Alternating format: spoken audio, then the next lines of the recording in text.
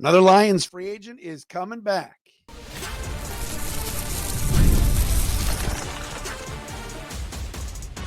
You are Locked On Lions, your daily Detroit Lions podcast. Part of the Locked On Podcast Network, your team every day. All right, here we go, everybody. It's a Friday edition of Locked On Lions right here on the Locked On Podcast Network, your team every day. Matt Derry with you, the host here on Locked On Lions. Thanks for making us your first listen and checking us out wherever you get your podcasts, NFL Networks, and NFL.com's. Nick Shook is going to join us on Monday. We'll do a little mock draft Monday, and we'll get Nick's thoughts on the Lions free agent class and everything that's gone on this past week as week one of NFL free agency is in the books. We'll get Nick on the program coming up on Monday. Locked On Lions today brought to you by our friends at FanDuel. Today's episode, like I said, brought to you by FanDuel. Right now, new customers can get $200 in bonus bets when your first $5 bet wins. A lot of March Madness going on. Get in on the action at FanDuel.com. Thank you to our everydayers that are out there that watch or listen to the podcast daily. Some of you will check us out on YouTube, Spotify, the Odyssey app, Apple Podcasts, where I get my podcast. We appreciate all of you checking us out. Ran into an everydayer last night, Alex Miller, at the Kristen Shaoni Daxton event, which was a lot of fun. Brad Patrick was there as well last night. Brad is an everydayer and a big Locked On Lions listener. And Brad is close with my favorite people, or some of my favorite people, Jacob and Dawn Bonderick, who I love dearly. Shouts to Dawn, who unfortunately today went out and bought a bottle of Casamigos tequila, and it exploded in the bag in her car. Poor Dawn. We love you. And hopefully she gets her Casamigos tonight as well. Oh, Matt Style as well as an everydayer, also part of the Brad Patrick crew. So shout out to all of you that check us out daily. We appreciate all of you. All right. We will do a call of the day today. That is a lock. We will get that going as well today on the program. A lot to get into. Terrion Arnold just loves social media. We'll talk about that. But we got to start with this. Tim Patrick has been sitting out there for 4 or 5 days in free agency. The Lions wide receiver had signed a one-year deal with the team last offseason after, of course, back-to-back years tearing his ACL with the Broncos. And we had talked around this time a year ago, like, what are the Lions going to do about wide receiver number 3 or number 4? You got Khalif Raymond coming back. You've got Jamison Williams coming back. You've got Amon-Ra St. Brown. And we talked about wide receiver. We joked a lot on the show about wide receiver 3, wide receiver 4. I really like Khalif Raymond and figure for a third wide receiver that is a good enough role for him. It was really who's going to be that X or Z receiver on the outside that could be, I guess, wide receiver 4. Well, Brad Holmes did what Brad Holmes does. And last year he got Tim Patrick in here from the Broncos as sort of a one-year flyer. And all Tim Patrick did was catch 33 passes for 394 yards and 3 touchdowns. Now, those numbers are not gaudy. Those numbers are not jump off the sheet numbers. But Tim Patrick came in and did everything the Lions asked him to do. Big-bodied guy that could block downfield, was a team-first player, clutch catches on third down, kind of took that Josh Reynolds role this past year as a security blanket for Jared Goff. And he did a great job. And once again, Brad Holmes is going to keep one of the key players around. Now, do the Lions have a lot of more weapons than Tim Patrick? Yes. Is there a reason why he also re-upped on a one-year deal and maybe other teams shied away from the injuries and giving him a multi-year deal? And there's other free agents out there in terms of at the wide receiver position, of course. But these are the types of players you win with. Tim Patrick is extremely unselfish. Wide receivers, as we know, for the most part, are divas. They want the football. They want the rock. They're walking off the field with their hands up in the air sometimes going, how come nobody's throwing me the ball? What's going on here? Why am I not getting my touches? This dude never, ever complained. Ever. He just went out there and was a badass on the football field. He caught everything that was thrown his way. Like I said before, the Lions running game is predicated on a lot of things. Number one, they've got very good running backs. All right. Jahmyr Gibbs is a home run hitter. David Montgomery is just so solid, so tough. All right. Craig Reynolds comes off the bench, does his thing. The Lions have got good depth there. Jamar Jefferson, Sione Vaki. They've got guys that can run it. They've also got an excellent offensive line, which we've seen now, excuse me, really grow over the last couple of years. But their receivers block well. I know some of you think I'm some JMO hater. Jamison Williams is an excellent blocker for a wide receiver. Excellent. He likes to block. St. Brown, it's tough as nails. You don't want to mess with that little guy. He can block. So can Tim Patrick. And there were so many long runs last year, especially from Jahmyr Gibbs, that were kind of sprouted and came to fruition thanks to a guy like Tim Patrick blocking down the field. So he's back on a 1-year reported $4 million deal, might be just a little bit lower than $4 million. And this is just another great addition, a great keep for Jared Goff and this Lions offense that they can continue to build on what they've been doing over the last 2+ years. Well aware that Ben Johnson is gone and that John Morton is in as offensive coordinator, and things might look a little bit different. But I think it was Bill Belichick who said it weeks ago. I can be the greatest coach ever. You got to have players. You've got to have players. You know, you look in the NBA and you see some of these coaches. When Frank Vogel had LeBron and Anthony Davis, he won a championship. And everybody thought he was a genius. When he didn't have great players in Phoenix and bad chemistry, he got fired after 1 year.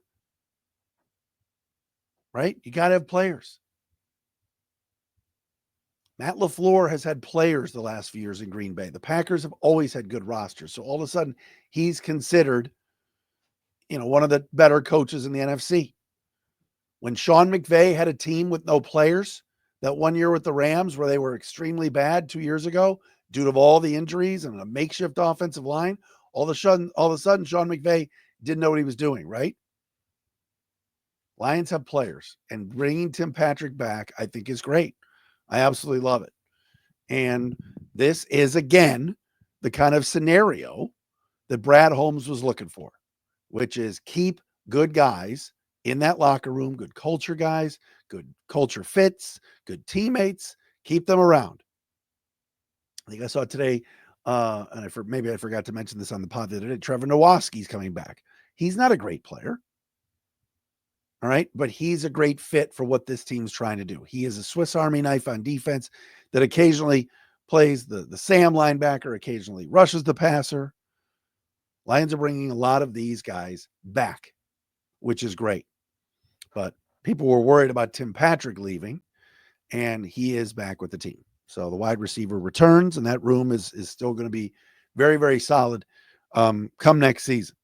And I love it. Tim Patrick hung a T-shirt in his locker to make the announcement today on his Instagram. And on the shirt, it said, "I only want to work with the Lions." When did that ever happen in the past? You got Levi Onwuzurike making $5.5 million when you knew he could have hit the market a lot harder and maybe signed for more. Tim Patrick getting just a little bit less than $4 million. You've got guys that want to stay. You've got guys that want to be here. Grant Stewart said yesterday on the podium, he wanted to be on the Lions. He had offers from other teams. He's likely going to be a backup linebacker and special teamer. Maybe he could have competed and started somewhere else on a bad team. No. He's like, let me sign up for the Lions, get a 1-year deal, and try to win. Yes, players want the most money. Yes, Myles Garrett said, get me out of here and trade me from Cleveland. Oh, by the way, his agent, she got him $40 million a year. So all of a sudden now he's happy. It is about money. Myles Garrett wanted to be the highest paid non-quarterback in the NFL, and he got it done. I'm not saying he's a loser by staying in Cleveland, but I'm saying he might be a loser by staying in Cleveland. But he got his money. Guys are taking less to come to Detroit, of all places. Can you believe this? That's pretty cool. As far as value signings and what this means for the team, these last couple of signings, I want to get into that. We'll do that coming up next, right here on Locked On Lions.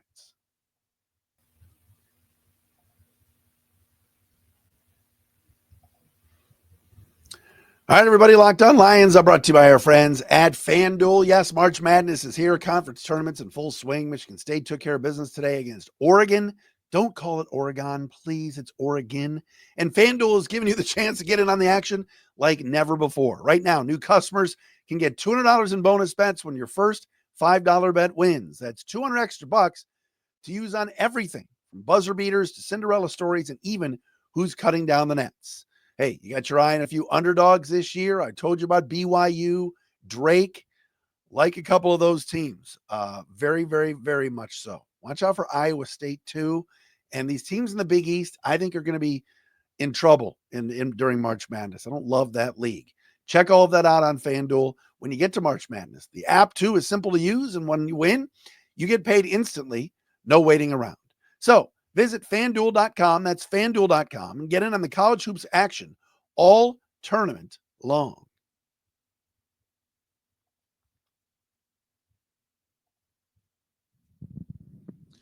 Matt Derry back with you. It's a Friday edition of Locked On Lions. Thanks for making us your first listen, checking us out wherever you get your podcast. Great article today in Barrett Sports Media as David Locke, the proprietor of the Locked On Podcast Network, talked all about what the network has been doing over the last 8 years, how much success we've had. It was a really good article.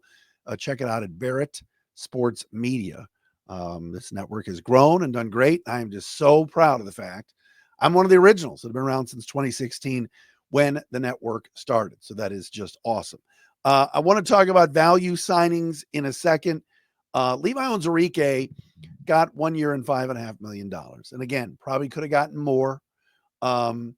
Said yesterday he was blessed to remain with the Lions and get a second contract from the team.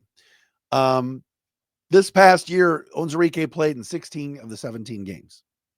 And if you recall, he missed an entire season a couple of years ago. He's never really been able to stay injured due to the back injuries and others.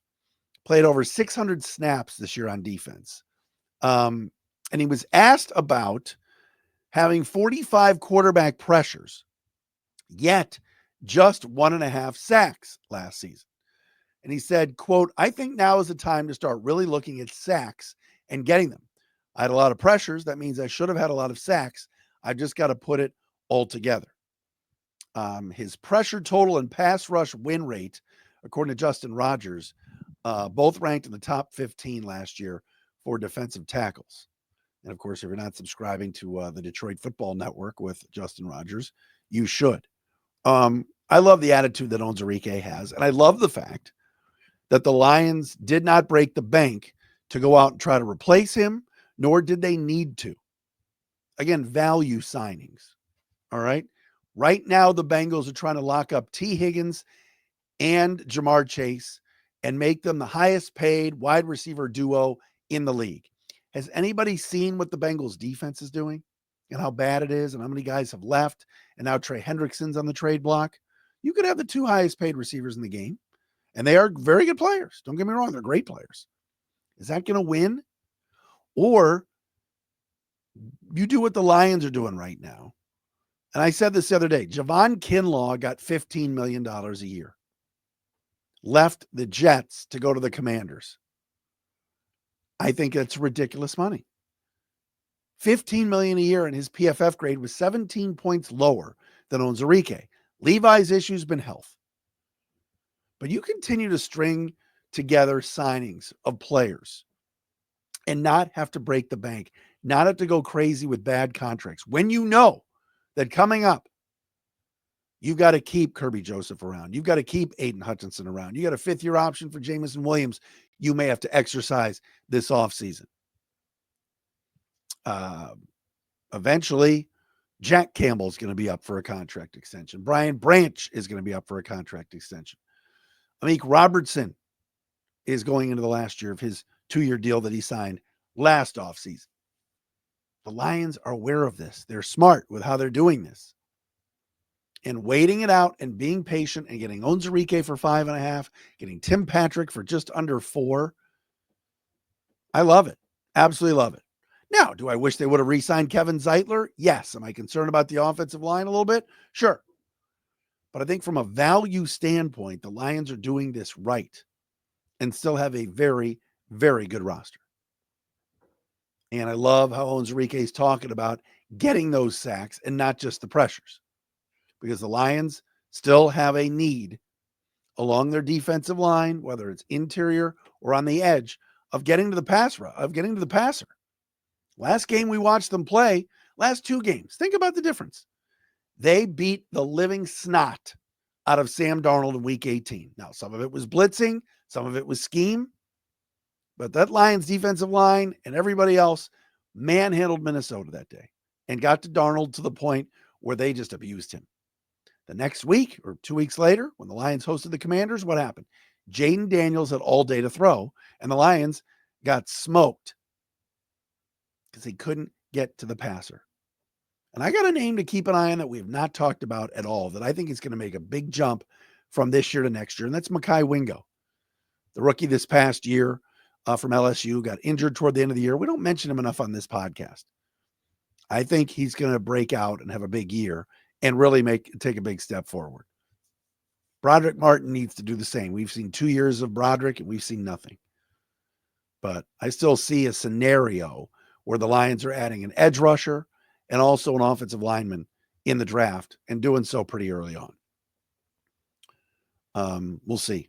And they might not be done with some of their own guys, like John Kaminsky still out there, the Kamish and a few others. Al-Qadim Muhammad still out there. Those are more bit players. We'd all like to see some higher impact guys for sure. But there's still some money to spend for the Lions, and they've been smart with some of their value signings.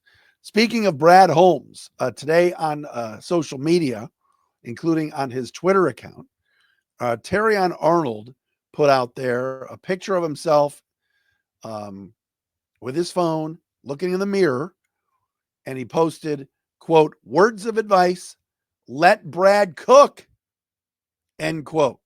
Those of you that listened to yesterday or watched yesterday's show, I made fun of the people that were saying, let Brad cook, because I'm just tired of the cooking analogy. Oh, Russell Wilson, let Russ cook.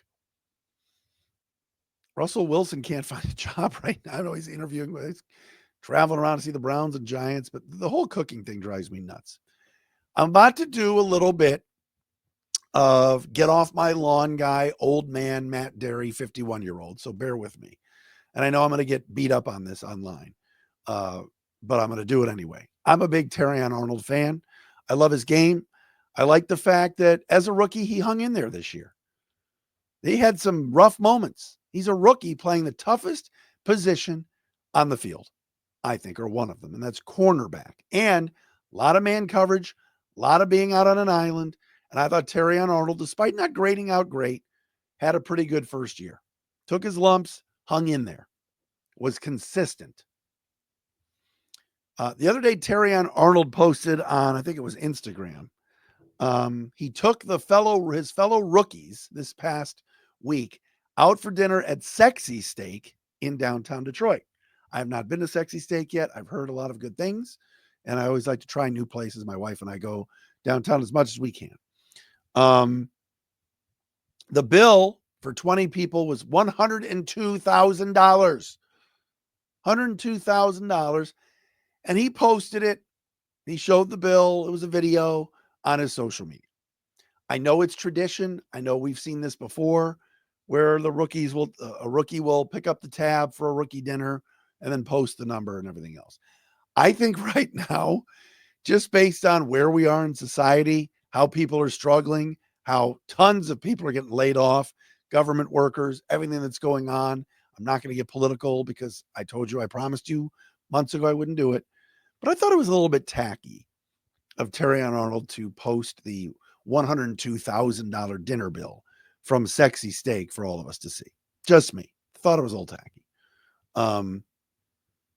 This is a good dude. I'm not blasting him. I'm just throwing it out there. I think it was a little tacky in where we are today. I mean, it's amazing the amount of money and I'm glad, look, good for these athletes, good for these NBA players. Juan Soto and the majors got what, $600-700 million from the Mets. NFL guys are getting a lot of money in free agency. Good for them, right? Whether you think, just trying to think of whether you think Sam Darnold should be getting around $40 million a year or not, He got it. Cam Bynum's getting $60 million over 4 years from the Colts. He got it. It's not like Will Tiemann. He got it. But there's a lot of folks out there struggling too, and people losing their jobs, and the job market rough right now for some. So when you're out there, hey, here's my bill for $102,000 to go to dinner. I don't know. Do they have to post that? But I guess everybody posts everything these days. That's just where we are in society. Hey, look at me. Pick me. All right, coming up next, call of the day, a special call of the day. And if you want to be our call of the day, go to speakpipe.com/Dery, DERY podcast page. We will play today's submission next.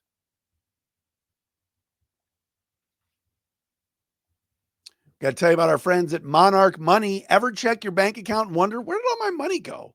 Between dining out, online shopping, and entertainment, it's easy to lose track. That's where Monarch Money comes in, your personal CFO, giving you full visibility and control over your finances. Monarch Money isn't just a budgeting app. It's a complete financial command center. You can track all of your accounts, investments, and spending in one place. So you just stop managing your money and start building wealth. All right. When some friends of mine started using Monarch, they realized just how much they were spending on stuff like food delivery. Now you budget smarter and you save more. Managing money with your partner too is smoother than ever. You can you could track shared and personal accounts, set goals, and stay on the same page without the stress. Take control of your finances with Monarch Money. Use the code LOCKEDONNFL at monarchmoney.com for 50% off your first year. That's monarchmoney.com, code LOCKEDONNFL for half off your first year.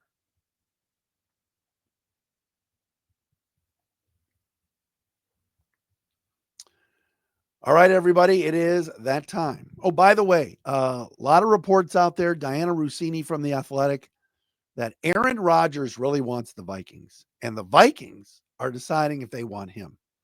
It looks like Pittsburgh wants Rodgers, but he wants Minnesota, and that's what the holdup is with Rodgers. Now, again, Vikings let Sam Darnold walk, won him 14 games this year.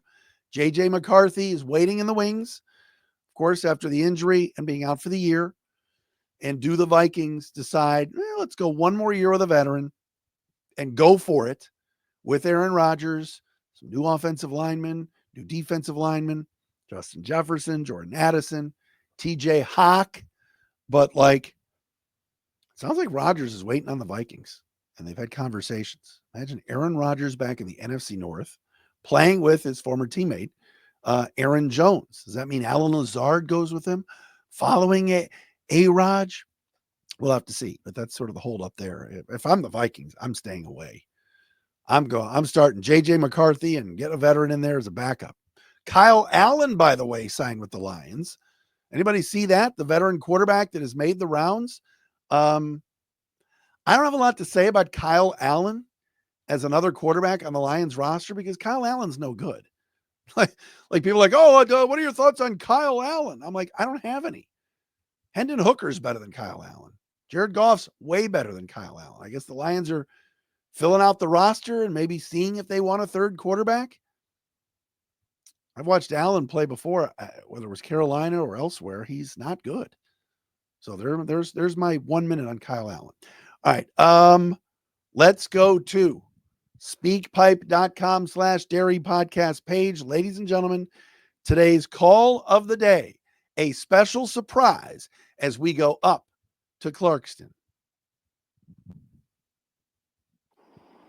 Hey, Matt, Gannon's dad, long time, first time. One of the things that I think will be interesting going into next year is with the amount of injuries that they had on defense, will change up anything in the strength and conditioning, anything that he does with the live contact in practice. You know, they always talk about his guys will go through a wall for him and they'll do anything for him. Does he tone it down a little next year for preservation? Thanks, Matt. I'll hang up and listen. Gannon's dad. All right. We've mentioned Gannon Druin before, wrestling star. That is his dad, Chris. We appreciate Chris checking in with us. Very, very interesting question about strength and conditioning. Lions had a new trainer this past year. And the old trainer, Kevin Baston, was extremely popular. had been around a long time, and the Lions replaced him going into this past season. Did that have any coincidence or any? I don't know. What is interesting though, and this is Gannon's dad's question, is Dan Campbell loves pads. He loves putting the pads on the minute they can do it at any point in training camp and having a physical camp. And you're right. After last year and what happened with all the injuries, I thought last year really was fluky. I really do. But will that change Campbell's approach this year? On one hand, you could say, we don't want to get these guys injured, right? So we're going to go light on pads and not be as physical in camp and in the preseason. Or you could say, our identity is toughness. Our identity is grit. That's who we are with the Detroit Lions. And we're going to continue to do what we do, which is be physical and see how guys line up and smash each other with the pads on. What's interesting too, Chris, is that a year ago, not a year ago, but I'd say in the fall, in August, we questioned, especially during the opener when the Lions didn't play their best game against the Rams and then lost against Tampa Bay. What did we say? We said, none of the Lion regulars played in the preseason at all, and they look rusty. Maybe he should play them a little bit more in the preseason. Chiefs did it. Remember, Lions played the Chiefs in the preseason, and Mahomes is out here throwing behind-the-back passes to Travis Kelce. And they're playing their starters. And the Lions had all backups in all preseason. So it'll be interesting to see if Dan Campbell switches it up. I don't think he's going to. And in fact, I think he's going to play his starters a little bit more in the preseason than he has the last couple of years, more based on the rust factor than anything else. Well, will we see Aiden Hutchinson and Lee McNeil in the preseason? No. There's no reason to rush those guys back. But I don't see the Lions changing anything. I think they just thought this past year was just luck. It was just luck of the draw and bad luck that a Carlton Davis got hit by his own player, Jack Campbell, or no, Amik Robertson in the playoff game, got hit by his own player, Jack Campbell, and injured his leg and had to miss the rest of the game. All right, that'll do it for us. Great week of Locked On Lions. Nick Shook, NFL Network and NFL.com writer, will join us on Monday, on a Mock Draft Monday. We will see you guys again. Have a great weekend.